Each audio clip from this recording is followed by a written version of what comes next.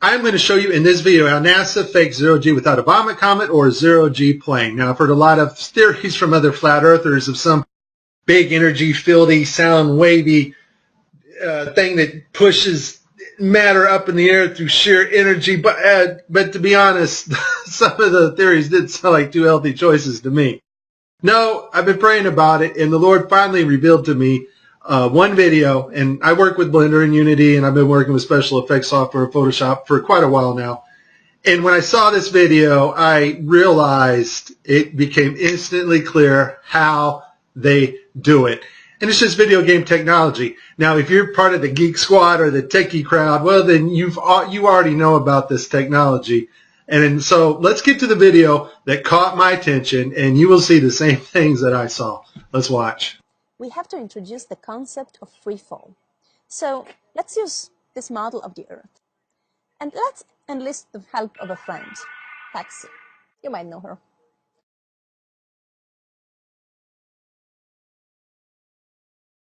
So what is significant about this video is, number one, it was live to school children.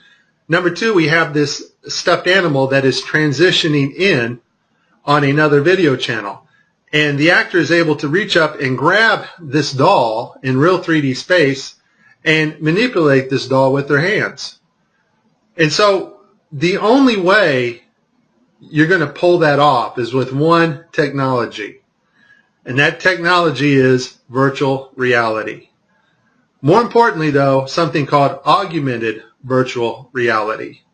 Now, before 2012, NASA used masking techniques much like we do in Photoshop and After Effects. But now we're able to simulate water and objects live in real 3D space. So we're able to take models of things that are photorealistic and rotate and move them while we are going live. Before, we used to have to render these effects frame by frame by frame, and it took extremely long amounts of time. In this video here I made last year, I'm using Sony Vegas, and I was just playing around with the masking capabilities of Sony Vegas. I don't even know why I saved this video, but here I'm standing in the kitchen and I'm just lifting up this trash can to make it kind of look like it's floating. And I didn't do a lot of work on this. It was just something I wanted to see real quick. But that is a masking effect to get another effect. We now have the technology to simulate water, materials, fabrics live in real 3D space with virtual reality, but better yet, augmented virtual reality. And all augmented virtual reality is taking the objects in 3D space from a virtual reality world and putting them in our world on another screen, which we can see, manipulate, and touch with virtual reality contacts or glasses.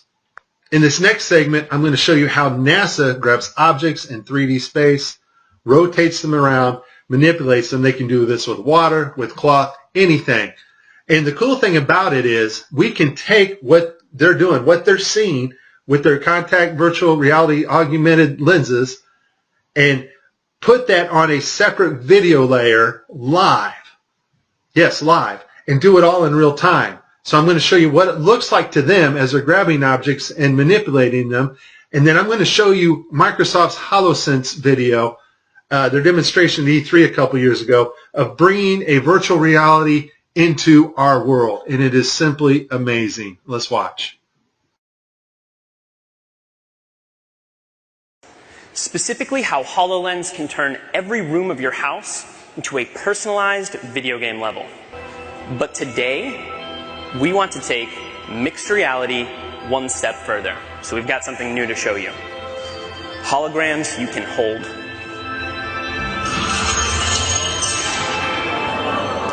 This holographic gauntlet is the weapon that Dan will be using while playing Project X-Ray. You'll notice that as he moves his arm, the hologram moves as well. This is a wearable hologram. And when you combine technology like this with the environment understanding of HoloLens, you can do some pretty spectacular things.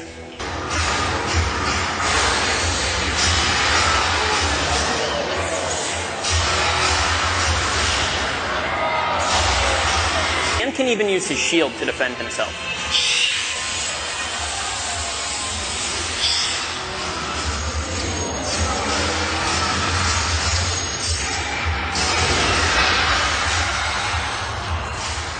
Nicely done. Looks like that's all of them. In 2012, NASA got tired of faking weightlessness by using the zero-G plane, better known as the vomit comet. So in 2012, they started soliciting companies that specialize in real-time augmented virtual reality so that they can fake weightlessness and floating objects in the air in real time. Simply the cost of the plane and the safety concerns and the fact that they weren't very good at it. They didn't go to Hollywood, which most of Hollywood's effects are post-processing. That's after the video is made.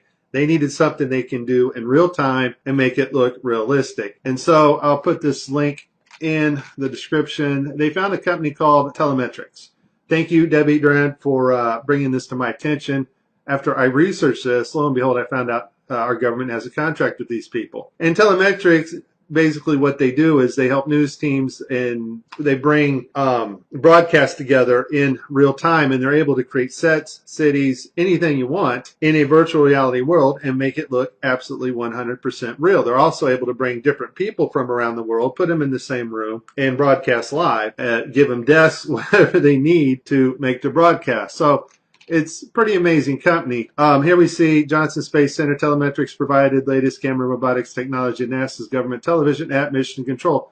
Why do you need to fake virtual reality sets at Mission Control and Johnson Space Center? I think we know the answer to that when we saw Tim Peake on the gridded blue screen. So this next segment, I'm going to show you what it looks like when virtual reality being broadcast live doesn't work out so well because the system's not perfect. And then at the very end, I'm going to show you the mother of all screw-ups when they actually have a channel shut off that should be on. Because once again, these astronauts are looking in 3D space. They are grabbing objects because they're wearing augmented contact lenses. And if that object's not there broadcast to the viewers live, then it's going to look pretty ridiculous. So let's see some of NASA's screw-ups. I'll cover them as they happen, and then we'll move on to the final.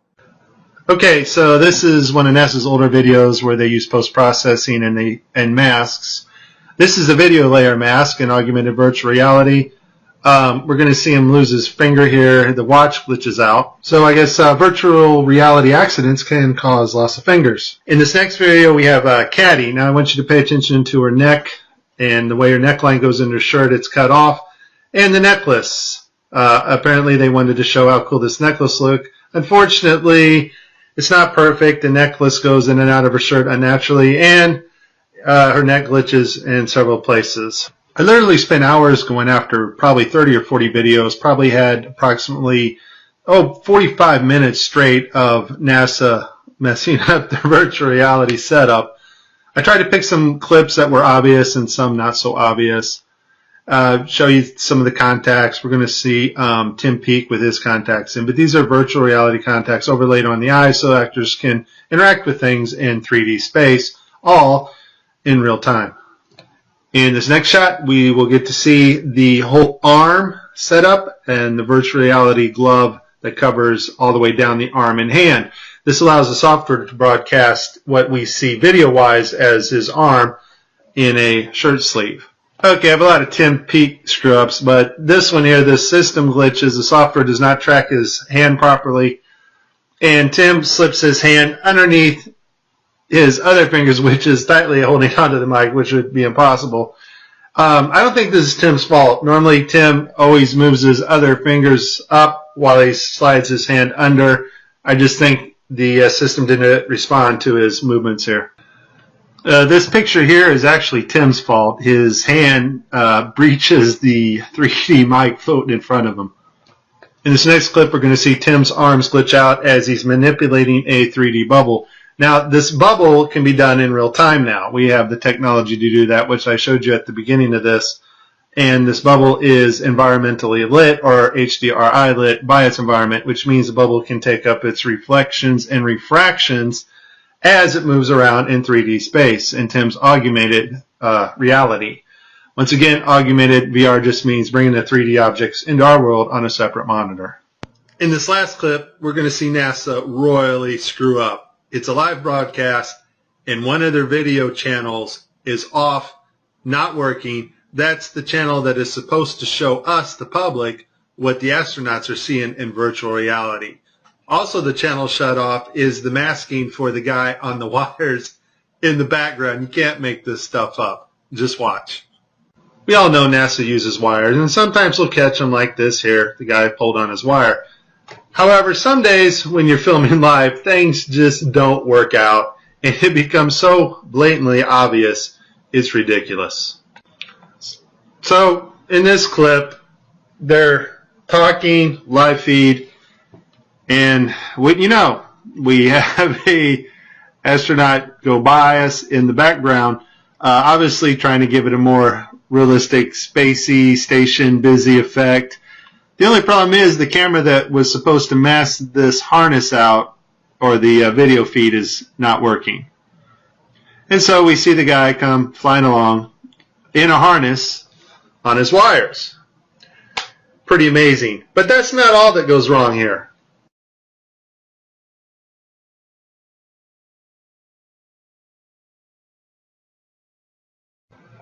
Okay, so you see to the right, this guy's flipping this hat. This hat's actually on another video channel in 3D space. It's virtual reality. They're wearing augmented contact lenses so that they can interact with these 3D objects. Now, in this scene, the guy on the left in the green shirt, he thinks he sees an object in 3D space that's being broadcast to him. So he grabs it and he puts it off to the side. He's looking straight ahead because he's looking at an object rotating in front of him, but the video channel is down that is supposed to show the viewers what we're supposed to see, and so we don't actually get to see the object that he is seeing. And I would just sum this up as a very terrible, bad, horrible day for NASA doing live feeds. Hey, Tim, you still there? Yeah. Can you explain to us what this astronaut's going through as he sees something with his eyes in 3D space, but it's not actually there being broadcast to the public? What's going through this astronaut's mind? This system is sending signals to the brain that doesn't really match your eyes, and so your brain's trying to work out the two differences. Here's the thing. As much fun as this was, there is a time coming when you and I will not be able to tell the difference, and space has not changed. Technology to fake space has gotten better. Just because Adobe gets a massive update to Photoshop or After Effects, or there's a massive update at telemetrics and the virtual reality, augmented virtual reality programming, that does not advance us magically 20 years in space. Space has not changed. It's flat. It's above us. It's dimensional, and we cannot orbit Earth. You have been warned. This is very serious stuff, and if you do not get it now, you won't get it later, because later you won't know the difference. This is Mike. God bless everybody. Please like and please subscribe. Hey guys, Will here. I just want to show you, this is a video about the kind of the making of gravity. I was going to show the person who put this out there, had this in their video, but they have comments disabled, so I'm actually not going to. And at the same time, all the lights are spinning around in sync with this complicated motion. I mean, it was literally like these rigs had your life in their hands. If something broke, I had nothing to hold on to. Some camera came crashing through my face. Nothing I could do, you just say goodbye. Sandra has this dancer background, so she took this approach of prepping herself for a very complicated choreography. She trained like crazy for 5 months so that she could work with those rigs without conveying the tension of the rigs.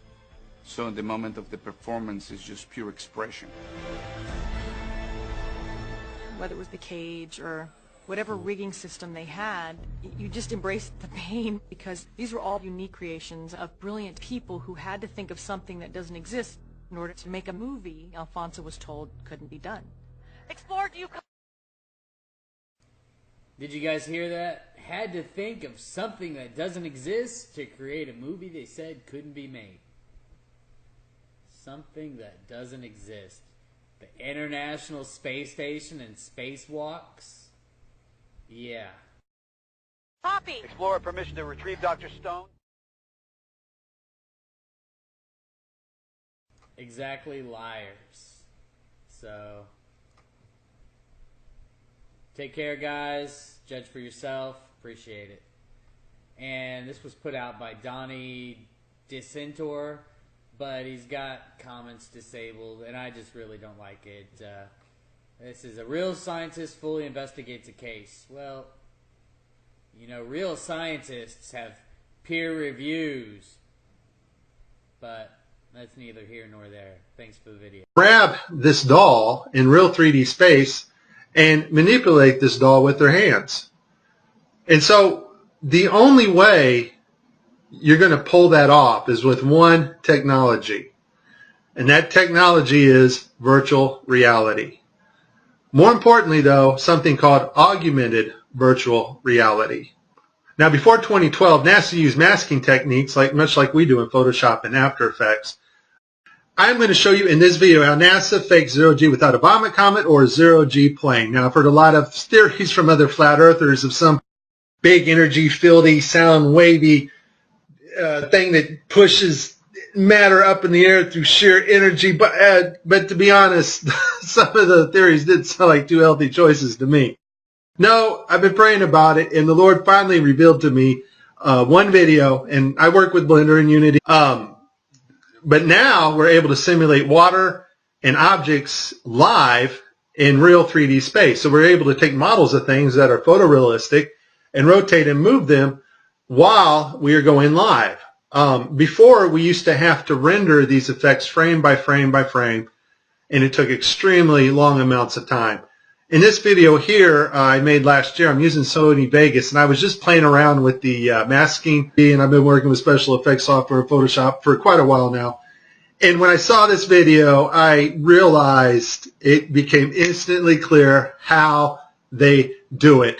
And it's just video game technology. Now, if you're part of the Geek Squad or the techie crowd, well, then you already know about this technology. And so let's get to the video that caught my attention, and you will see the same things that I saw. Let's watch. We have to introduce the concept of free fall. So let's use this model of the Earth. And let's enlist the help of a friend, Patsy. You might know her.